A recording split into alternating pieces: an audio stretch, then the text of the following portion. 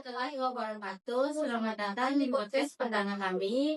Kami akan membahas tentang alat reproduksi manusia. Nah, yang pertama itu apa itu alat reproduksi manusia? Nah, jadi alat reproduksi itu bagian tubuh yang fungsinya untuk berkembang biak. Selain itu, dia juga ada hormon yang bikin laki-laki sama perempuan beda ciri-cirinya. Nah, kalau tidak ada alat reproduksi, tidak ada relasi baru. Kalau laki-laki alat reproduksi ada yang kelihatan di luar, penis, sama skrotum. Skrotum itu kantong yang isinya testis kan? Betul, testis itu tempat bikin sperma sama hormon testosteron. Nah, sperma itu disimpan dulu di epidimis, terus lewat salurannya, vas deferens, mencampur cairan dan kelenjar prostat, baru jadi semen. Jadi bukan sperma saja, tapi ada campuran cairan lainnya juga. Kalau perempuan agak kompleks. Di luar ada vulva, di dalam ada vagina, rahim, tuba, fallopi, sama ovarium, alias indung telur. Nah, ovarium ini tempat dari sel telur sama hormon estrogen dengan progesteron.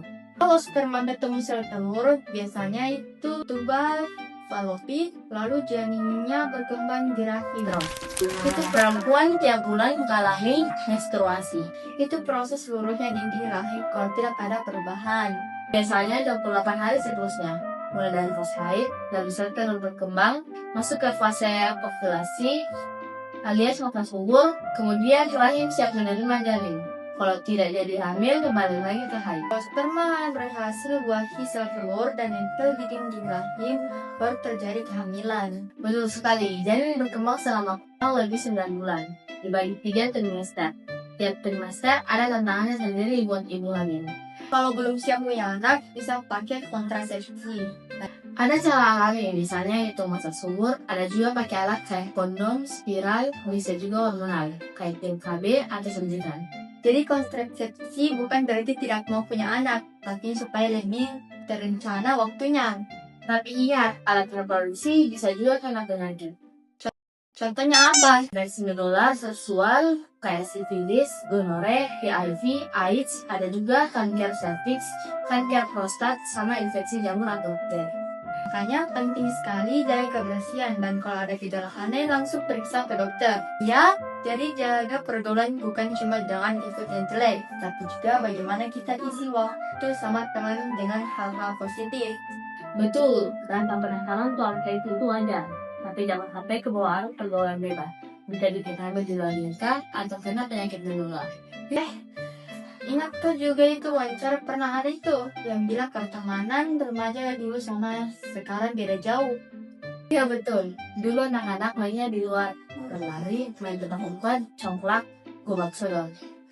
Jadinya jarang lagi interaksi langsung, padahal itu penting sekali untuk belajar sosialisasi. Kalau semua serba online, gampang juga kebawa hal-hal negatif. Hanya untuk menjaga kesehatan dan terima kasih sudah menonton podcast kami. Selanjutnya kami akan menampilkan beberapa wawancara dari ini. Selamat menonton. Menurut Ibu, apa perbedaan pergaulan zaman sekarang sama zaman dulu? Perbedaannya itu ada beberapa macam. Yang pertama dari segi permainan. Kalau permainan zaman anak remaja zaman dulu itu lebih banyak bermain secara berkelompok. Misalnya pulang sekolah, bermainnya itu bisa pakai lompat tali, bisa pergi cari itu cari buah sama-sama, terus bisa bermain sama-sama. Yang kedua, dulu itu kita komunikasinya kuat karena tidak ada HP, tidak ada gadget. Jadi sesama teman itu kita kompak. Kita kompak, terus kita sosialisasinya kuat. Kalau zaman sekarang kurang. Nah, itu komunikasi dengan orang lain itu kurang atau bahkan tidak ada karena ini terlalu fokus dengan HP masing-masing. Jadi ada di sini sama-sama pakai HP, biarpun berdekatan tidak baku bicara kan? Iya. Itu. Kemudian kalau zaman dulu itu kita lebih akrab, satu sama lain lebih akrab. Kalau sekarang kurang. Maksudnya kayak gimana itu, Bu? Lebih akrab karena kita ketemuannya langsung tatap muka. Artinya lebih enak rasanya, komunikasi, empatinya juga tinggi, sosialisasinya juga tinggi. Kalau zaman sekarang, walaupun bertatap muka, tapi mukanya ada di HP. Ada di HP masing-masing kan mukanya. Iya. Apalagi tangannya. Jadi tidak mau bicara kayak begini. Tidak ada, biarpun berdekatan. Nah, itu salah satunya. Cara menghindari. Jadi cara menghindarinya itu yang pertama fokus belajar. Jadi fokus ke sekolah. Jangan terlalu banyak main HP, main medsos, main game.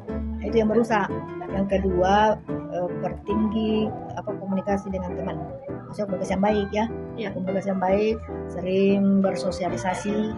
Jangan selalu menyendiri di kamar. Kalau selalu menyendiri di kamar itu bahaya karena bisa menimbulkan stres, tekanan batin, depresi dan lain-lain. Terus yang ketiga, ikut organisasi. Tapi kalau ikut organisasi juga tidak boleh terlalu banyak. Kalau banyak kan biasa juga repot. Tidak bisa membagi waktu, harus bagi waktu. Jadi untuk menghindari itu, jadi itu yang paling pokok. Jangan terlalu banyak main HP, main game apalagi. Yang ketiga ini, perbaiki hubungan dengan Allah. Perbaiki sholat, perbaiki mengajinya, ya. Itu salah satunya. Penyakit yang sering muncul misalnya infeksi menular seksual seperti HIV, lalu ada jamur infeksi seperti keputihan, ronggang, pinggul, kista, emion, dan juga kanker septik atau prostat. Dengan menjaga kebersihan organ produksi, tidak melakukan seks bebas, vaksinasi HPV, pola hidup sehat, serta rutin periksa kesehatan. Tergantung jenis penyakitnya, bisa dengan antibiotik atau anti jamur, tetapi terapi medis atau operasi. Tetapi jika mengalami hal seperti itu, sebaiknya berkonsultasi kepada dokter. Menurut saya berpacaran itu wajar saja sebagai bagian dari proses pendewasaan, tapi harus dijalani dengan cara sehat dan saling menghargai dan tidak melampaui batas dalam berpacaran. Sebaiknya ada batasan umur dari segi umur. Pacaran idealnya saat sudah cukup dewasa dan bisa bertanggung jawab. Jangan sampai pacaran mengganggu belajar atau tujuan hidup utama kita. Dari segi pergaulan harus menjaga diri agar tidak kebablasan. Saya sudah menghafal dasar-dasarnya. Kalau laki-laki ada testis, penis, vas, referens. Kalau perempuan ada ovarium, rahim, tuba fallopi, dan vagina. Fungsinya buat keturunan. Menurut saya pacaran di usia sekolah belum perlu. Lebih baik fokus belajar dulu. Benar, agama sangat penting menjadi pedoman dalam hidup, menambahkan akhlak yang baik, membuat diri pribadi disiplin, menjauhkan dari perbuatan-perbuatan yang buruk. Beberapa kiat-kiat untuk para remaja agar bisa terhindar dari beberapa pergaulan bebas, yaitu yang pertama adalah terutama mendekatkan diri kepada Tuhan Yang Maha Kuasa, rajin dalam beribadah, mengisi waktu dengan kegiatan-kegiatan yang positif, dan mendengar nasihat-nasihat orang tua baik dari segi orang tua yang berada di rumah dan orang tua sebagai guru-guru yang berada di tempat-tempat pendidikan.